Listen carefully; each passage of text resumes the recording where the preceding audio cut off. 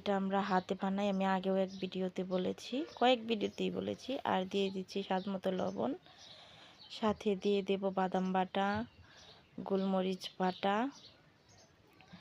তারপরে এটাকে আমি খুব ভালো করে তেলে ভাজা ভাজা করে নেব। তো চাইলে আপনারা এগুলো পানির সাথে মিক্স করেও দিতে পারেন।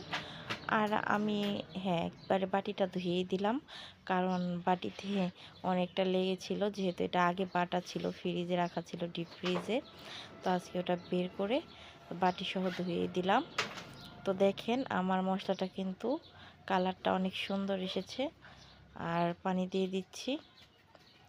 আর আমার চুলার দিকে সবাই আবার কমেন্ট করবেন না, কারণ আগে মাংস ভাজার সময় তেলটা একটু ছড়িয়ে ছিটিয়ে পড়েছিল। আর দিয়ে দিচ্ছি বিরিয়ানির মশলা। তো বিরিয়ানির মশলাটা দেওয়ার পরেও আমি ভালো করে ভেজে ভেজে নিচ্ছি। আর দিয়ে দিলাম মরিচ বাটা। তো বিরিয়ানির ভিতরে একটু মরিচ বাটাটা দিলে কি হয়, ঝালটা ভালো লাগে। যে ঝাল পছন্দ করেন, তো ঝালটা ভালোই লাগে। আর দিয়ে দিলাম মাংসটা কষিয়ে নিব, সাথে আমি আলুটাও দিয়ে দেব। তো আজকে আবার আমি একটু নতুন পদ্ধতিতেই রান্না করার চেষ্টা করতেছি, যেটা নাকি বাবুর্চিরা বিয়েবাড়িতে ডেগে রান্না করে ওই রকমভাবে। তো দেখেন ওই রকমভাবে রান্নার কারণে এখানে দিয়ে দিচ্ছি সস। আর সসটা খুব একটা বেশি দিবেন না, আমি পাত্রটা চেঞ্জ করে নিলাম, কারণ আমি এখানে পানিও দিয়ে দিয়েছি মাংস কষানোর পরে।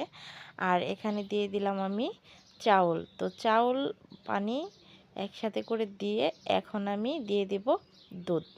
তো দুধটা দেওয়ার কারণ, টক দই ছিল না বাসায়, তো একটু টক দইয়ের বদলে একটু দুধ দিয়ে একটু লেবু দিয়ে দিবেন। তো পরিমাণে একটু কমই দিবেন লেবুটা, না হলে বেশি টক হয়ে যাবে। আর দিয়ে দিচ্ছি আর একটু বিরিয়ানি মিক্সড মশলা। এই তো আমার বিরিয়ানির সব ধরনের প্রসেসিং শেষ। আর এখন আমার বিরিয়ানিটা হয়েও গেছে। আমি একটু লেড়ে উল্টে দিব আর পেঁয়াজ বেরেস্তাটা দিয়ে দেব।